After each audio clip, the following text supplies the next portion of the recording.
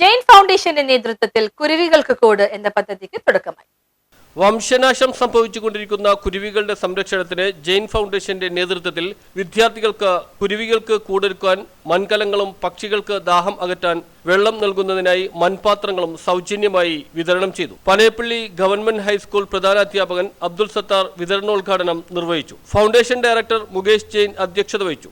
March 20 ലോക കുരുവി ദിനം അനുബന്ധിച്ച് അതിനൊപ്പം ലോകത്തിലും ചൂട് ഏറിക്കൊണ്ടിരിക്കുകയാണ്, ജലസ്രോതസ് പറ്റിക്കൊണ്ടിരിക്കുകയാണ്, ഇനിയും കാലാവസ്ഥ രൂക്ഷമായിക്കൊണ്ടിരിക്കുകയാണ്. അതുപോലെ പക്ഷികൾക്ക് ജലക്ഷാമം എത്തിക്കൊണ്ടിരിക്കുകയാണ്.